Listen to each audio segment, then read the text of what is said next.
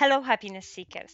I'm a work psychologist, Claudia Mitura, and I'm on a journey to test drive and explore the best happiness hacks from the leading experts around the globe and share what I've learned. And today I have a very interesting question for you. Have you ever wondered what is the impact of your inner voice on your happiness? According to Healthline, the internal dialogue and inner voice is simply a monologue that is a result of certain brain mechanisms that cause us to hear ourselves talk in our head without actually speaking and forming sounds. And I think that in itself is absolutely fascinating. But what I'm more intrigued about is why is it that some of us have a self talk that is overly critical? But others have an inner voice that is cheering them on. And how much influence do we actually have over our inner voice? To find out more, I have invited Ela Senghera, an author, speaker, and a mental health advocate, the founder of Virtually Unbreakable, a company and a podcast that creates interactive digital tools that improve mental health and help unlock the full potential of children and adults.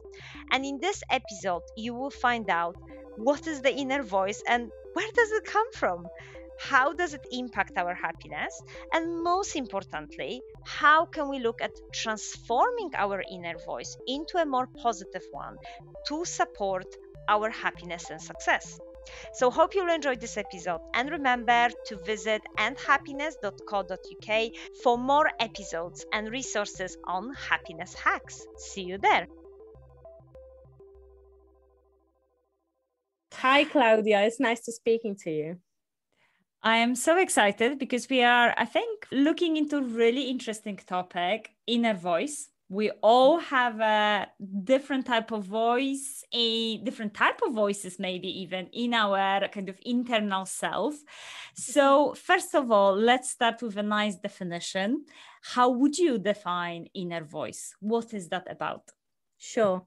So I think most of us are not really familiar with that phrase inner voice, or they might think it's not real. But actually, much of our stress is due to the silent conversations we have with ourselves on daily basis. And psychologists call this self-talk. And sometimes we tend to develop bad habits along the way, and we can actually talk to ourselves quite negatively at times and therefore program ourselves negatively. And this negative self-talk is very much connected to this inner voice that we all have. Our negative self-talk serves in our attitudes, beliefs, expectations, and our predictions about the future. And sometimes we might find ourselves using words like extremely, incredibly, always, or never. And that is actually not serving us in the long term. So we blow things out of proportion by using words like that. But going back to definition, inner voice is our mind chatter, is the voice that we all have, whether we are aware of it or not. And it's the inner friend that we have, or the inner critic. So it's something that we actually, I would probably say 80% of us don't realize, but this inner voice is actually responsible for over 90% of decisions we take on daily basis, which can be quite scary. Wow, yes, absolutely. Just this idea that, okay, what I'm telling myself, even if it's in the background and I may not be fully aware of it, is very much driving our behavior.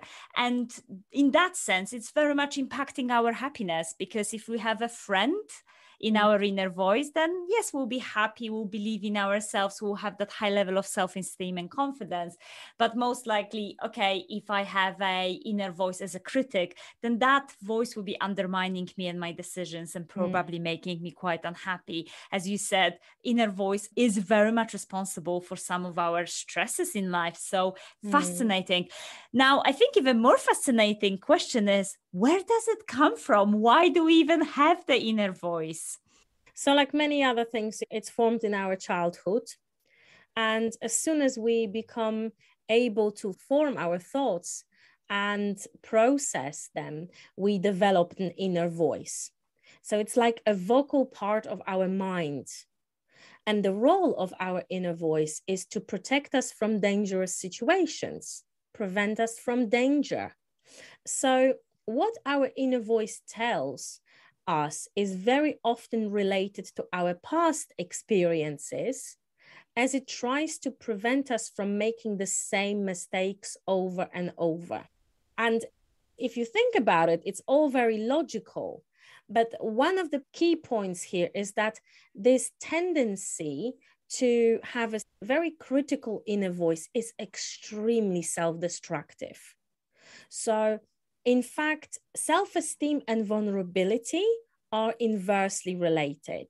That means that when self-esteem is high, vulnerability is low, and vice versa. So people with low self-esteem have, unfortunately, the perfect basis, the perfect ground to develop a very critical, harsh inner voice that does not serve them in anything. Yes, fascinating. So we're starting with a good intention of the inner voice. It's supposed to keep us safe. It's supposed to keep us from making the same mistakes over and over again. But as you highlighting, it can really turn against us. Why do we need to keep listening to our inner voice? Good question.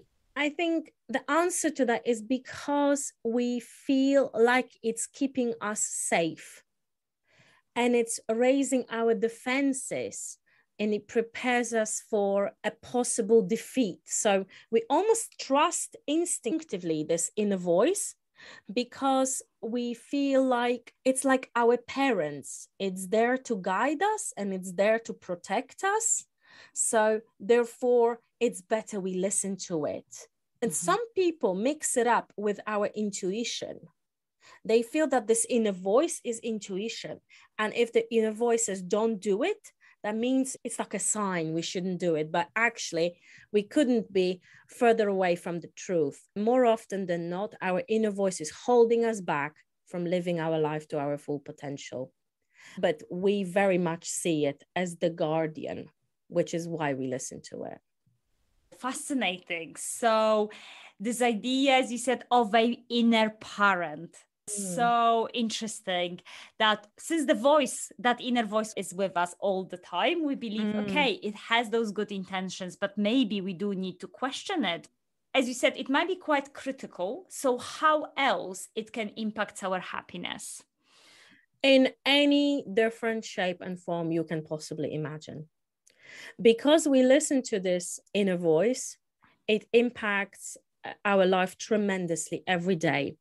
It can be supportive and kind, or it can be very demanding and critical, like we know. And we based our decisions and action on what that inner voice is saying. So depending on its tone and its advice, we might try something new, or we might not want to take a risk and make an effort at all because we might be afraid of embarrassing ourselves, because this inner voice might be telling us, oh, come on, you won't succeed anyway. You've tried this before. It has this critical inner voice, but people with low self-esteem have to be particularly observant towards the impact that has on our life, because it can really create havoc in our minds, and it's difficult to control it at times. So yeah, it impacts our happiness in many, many different ways on a daily basis. So very important element, something that we really need to look into. Okay, let's move on then to maybe something practical now. If I have that negative inner voice, I'm struggling with maybe social comparison, I'm struggling with the thoughts, and I don't know, to some extent I feel like we all do at different times of our lives. So how can we look at transforming our inner voice into more positive self-talk, how we can transform it from this harsh critic and a parent into our biggest fan and our kind friend? Yes. So you can't do it. It's not something that can be done from one day to another, as you might imagine. You need to take a step-based approach here. It's not something that can happen suddenly. So you really need to practice this skill. You need to be able to tune into your thoughts and your inner voice, especially when you're in the midst of a difficult situation. So, and you do that by practicing self-awareness. So step one is having the ability to actually stop talking, stop reacting, and take a step back in whatever is that we are experiencing at the moment, and just being still for a moment and just listening to our thoughts. So we can always ask ourselves a question: what is going through my head right now? And this question is quite powerful because it's giving us ability to examine what is going through our head, as opposed to, is this good for me or is it not good for me? So we're almost separating ourselves from deciding on anything just by asking, what is going through my head right now? And step two is the ability to hear that and hear that voice. What is that voice saying? And I would go as far as saying, take the next step and actually say out loud what your inner voice is saying in that situation, and become aware of that phrase, of that sentence, and see how self-destructive it might be. Because until you say it out loud, you might not realize how horribly negative it sounds. So you could either you should consciously rewrite what you say. So once you heard that negative statement, that critical statement, try to take a softer tone and a kinder tone and say something a little bit kinder, a little bit more positive. You're not going to be able to go from one extreme to the other and sound super supportive suddenly, but you will be able to notice what you're saying it out loud, and then giving a counter argument, which sounds more supportive.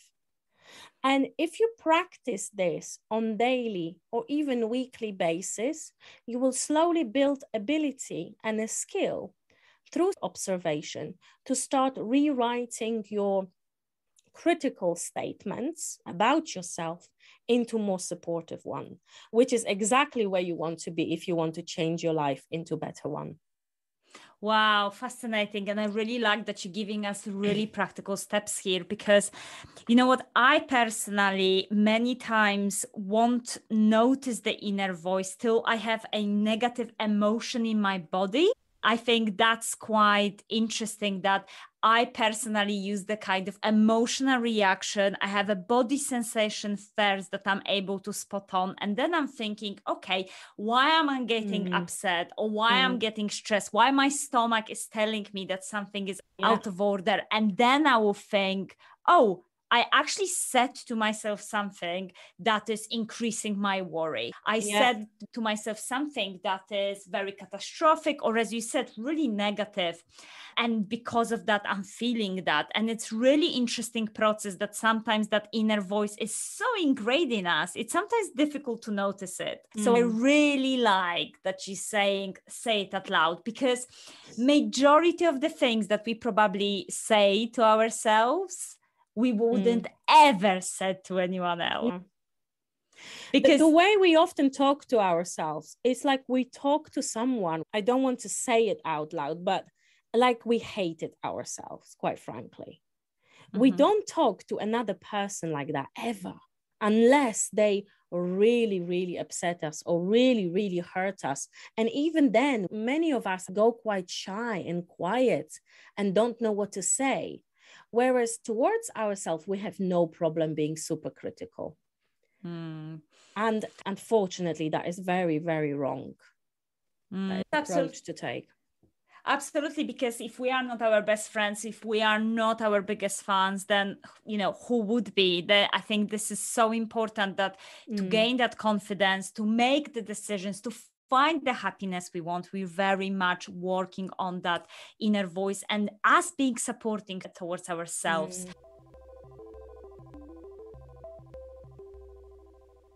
Now, you did mention that some people think about the inner voice as an intuition, which is, quite interesting observation. But also sometimes the inner voice, I guess what I'm trying to say is when we develop that positive inner voice, how can we tune into it when there is so much noise and conflicting information around us? So once we have a very positive inner voice, how can we really take advantage of it and don't be swayed by things that are happening around us of what we should be doing if we're thinking about something else and something else is important to us? So I won't lie to you, Claudia, it's a real skill. Not many people can do it, to be quite honest with you. But if you look at the most successful people or those who found real balance in life and have a good income and mastered whatever is that they're doing, there's a very big chance that majority of them know how to do it. So, I love to say this quote. I'm just going to start from this, answering your question. Opinion is the lowest form of human knowledge. It requires no accountability and no understanding. And the highest form of knowledge is empathy, for it requires us to suspend our egos and live in another's world. Why am I quoting this? I'm quoting this because, like you rightly stated, we live in the world full of loud noises, full of opinions, feedback, reviews, likes, and so on. We live our life to a huge degree through social media these days. But even those of us who are not present on social media, sometimes easily swayed by others and their opinions, especially if their voices are louder ones, right? So I think that happens quite a lot. It happens to me. I can easily admit that. So I often feel that my husband's voice is much louder than mine, and I feel like I want to say something, but I'm not given opportunity to say what I want to say. And actually, sometimes that is working to my advantage, because while I'm not reacting when somebody else talks a lot at me, perhaps not to me, but at me, I am in my head already having a conversation with myself, which goes along the lines, is this worth responding to? And is what I'm supposed to say going to work to my advantage or my disadvantage? So I'm building ability to have a conversation with myself and actually not letting anybody know about this conversation, which is hugely beneficial, I find.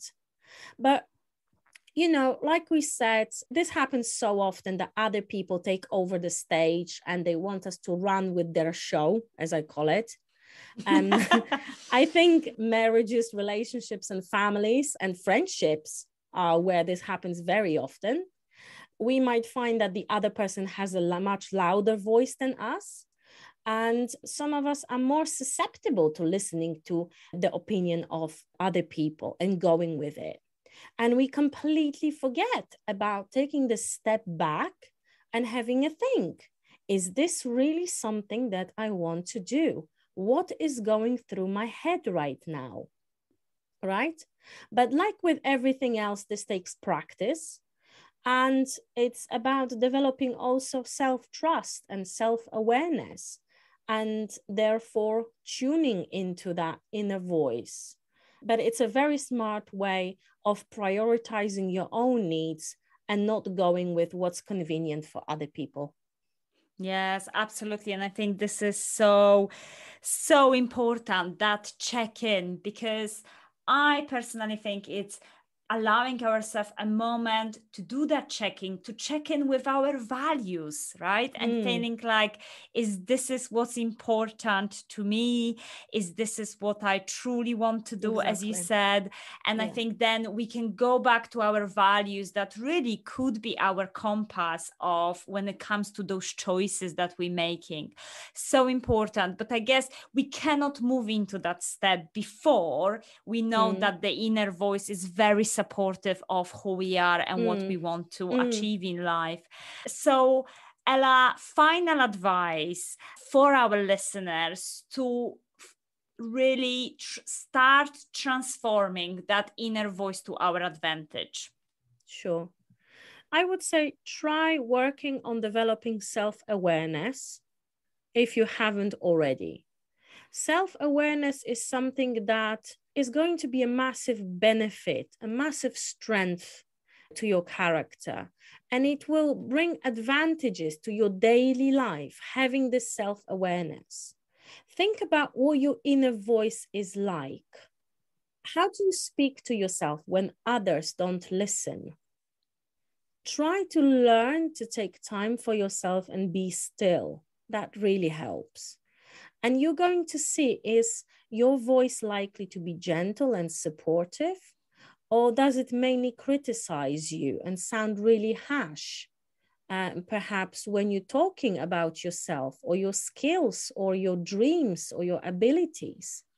But always try to pay attention to how you talk about yourself, your skills, your goals, and how does the tone of your voice sound. Because remember, how are others supposed to believe in us if we don't believe in ourselves to start with, right?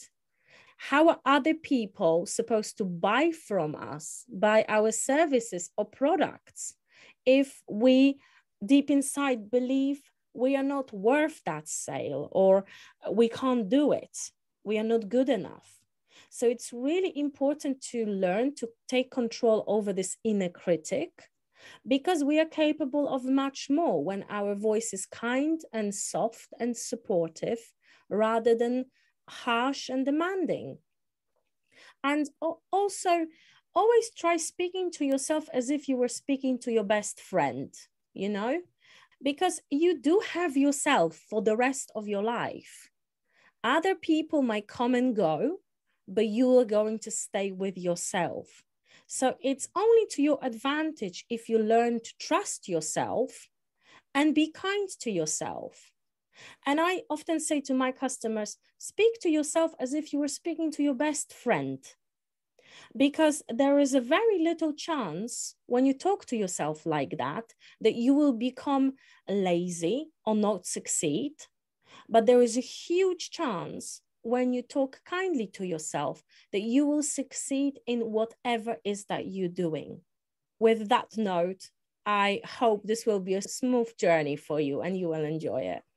Yeah, thank you so much, Ela. No, that's absolutely wonderful. So many practical tips there. And you're right. I think self-kindness, self-compassion, so important.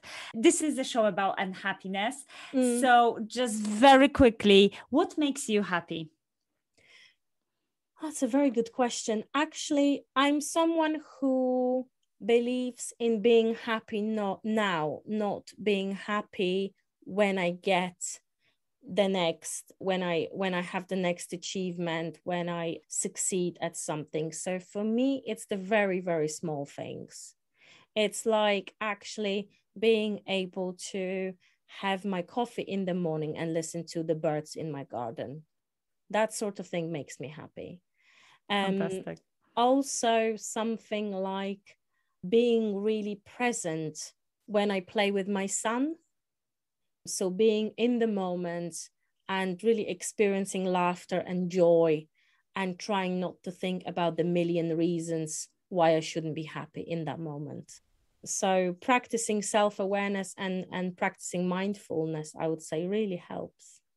Brilliant. Love it. Thank you so much. So the power of ordinary moments, so important for our happiness.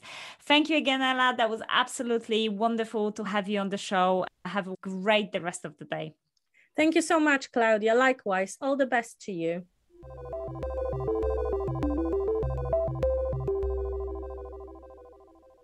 Great insights from Ella about inner voice. I mean, such an interesting episode. And for me personally, it's really refreshing to remember that our inner voice is here to protect us. And even though it may feel like it's set in stone because it's always there in the background, we can influence it. There is so many interesting studies showing that avoiding, suppressing, or controlling our negative self talk actually causes our mind to think about the difficult events for longer. It causes our mind to be rethinking the negative self talk over and over again. So, ironically, trying not to be thinking about negative self-talk will lead you to have more of negative emotions and negative thoughts. So I really dare you to be practicing the self-awareness that Ella has mentioned, and really stopping in the moment to ask what is going through my head right now, because it's such a simple and yet very powerful and practical tip.